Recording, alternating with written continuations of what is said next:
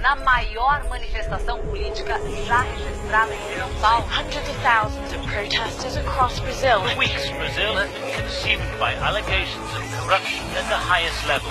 De processo de impeachment contra a presidente Dilma Rousseff. The leftist leader is being blamed as Operation Car Wash nears her inner circle. Hello, I'm Barbara Serra and you're at The Listening Post. These are some of the stories we're looking at this week. The pressure ramps up on the streets and in the media against embattled Brazilian President Dilma Rousseff. In South Africa, a complex relationship between the Zuma government and news outlets in the country. And he may be getting more coverage than anyone else in the U.S. election race, but Donald Trump definitely does not like the media. They are the worst.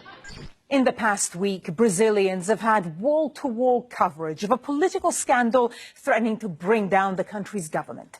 Last Sunday, more than 1 million people demanded the removal and impeachment of President Dilma Rousseff.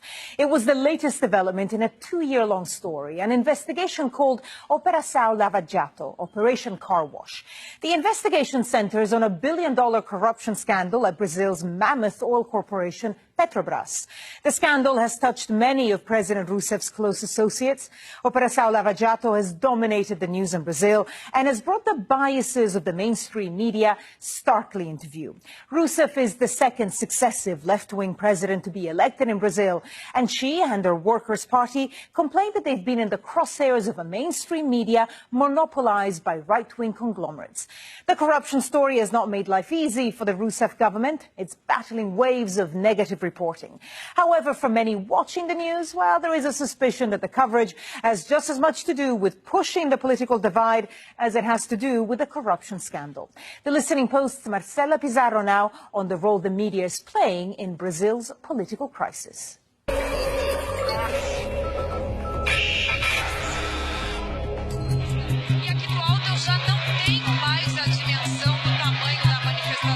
On Sunday the 13th of March, Brazil's largest broadcaster, TV Globo, suspended its regular programming to cover protests across the country.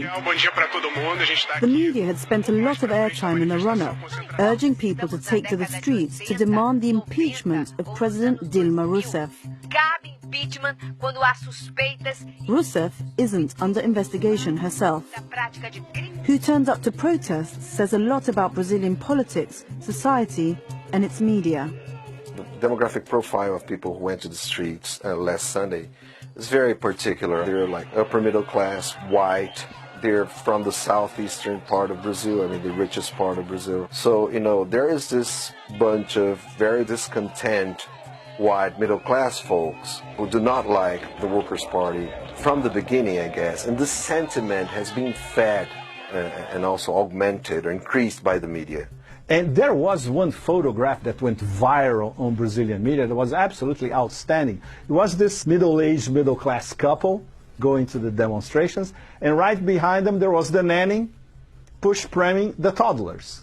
And that's it. You know, you can protest, you can drink. There are a lot of people drinking champagne at this huge... it was a bit of a demonstration carnival, but she has to go there to take care of the toddlers, even in the middle of the demonstration. So this, in a nutshell, is the portrait of Brazilian society. If you don't understand that, you don't understand nothing that's going on at the moment. Brazil is a country of 200 million. Its deep social divides have been at the heart of national politics. For over a decade, the left-wing Workers' Party, led by former President Lula da Silva, oversaw a period of significant economic and social change. The media system, however, remained remarkably untouched. 5 families, amongst the richest in Brazil, control 70% of the mainstream media. Grupo Globo, owned by the Marinhos, runs the TV Globo network. The Cevita family owns Grupo Abril. That publishes Brazil's most read news weekly, Veja.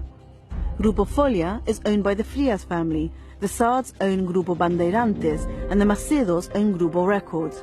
All 5 families have been part of the Brazilian establishment, the ruling class, for decades. Neither Lula nor Rousseff pushed for diversity of ownership in the media landscape. The big media houses have remained unmoved. There is a sense that a lot of the media owners have not been capable of living with change, as if they feel too threatened with everything that's happening. Any type of ideology which can be perceived as being more progressive is instantly put down, instantly criticized. What the current political crisis does is intensify people's emotions. The country splits into two very clear groups and the debate becomes insane. This is a very serious problem. The traditional media has started to become a target of the current animosity. Even if you can identify a particular political leaning in one news outlet or another, the other side's viewpoint will never be omitted. This would never happen as it does on social media, because the press is committed to listening to all sides. Corruption is not a news story in Brazil. However, no investigation has been as big as Operation Car Wash. At the center of the scandal is the oil behemoth Petrobras. Its executives are accused of taking bribes and making illicit political donations. President Rousseff was head of the corporation between 2003 and 2010. She'd been cleared of any wrongdoing, but more than 30 members of her government are under scrutiny, including her mentor and predecessor, Lula da Silva. This is a big story, meriting aggressive coverage, but news outlets have been spurred on further by the head of the investigation, the media-savvy judge Sergio Moro. It would seem as though Moro's media strategy was set out a decade ago, before Operation Car Wash even began. In 2004, he wrote an article about another investigation in Italy called Mani Pulite, or Clean Hands. That campaign's success, wrote Moro, was rooted in how investigators used the media to intoxicate the political atmosphere. In that particular piece, his idea is that the media has to be used, right? Or has to work together with the judiciary against the government to discredit the government. So that would be the only way to actually get hold of the corrupt politicians and put them in jail. These investigations are supposedly secret, but they are always leaked, and the media actually accuse many people beforehand, before the investigation is concluded. So these people have their reputations thrown into the garbage. They're tried by the public opinion way before, they have an actual trial. Why are there so many leaks? Well, this is a typically Brazilian way of conducting these things. There is always a back door, a leak. What we do is to produce coverage that is the most accurate, in the sense that we don't prejudge. There is an opinion section in the newspaper that's reserved to showing the newspaper's views, but to us, who work with journalistic coverage, we limit our reporting to the facts. Not everyone agrees with that assessment. Over the past 2 years, the news magazines Veja and Época have been criticized for their thinly sourced reporting on this story. Alex Quadros, a journalist based in Sao Paulo, wrote a lengthy piece accusing the two magazines of resorting to vague implications and providing no documentary evidence.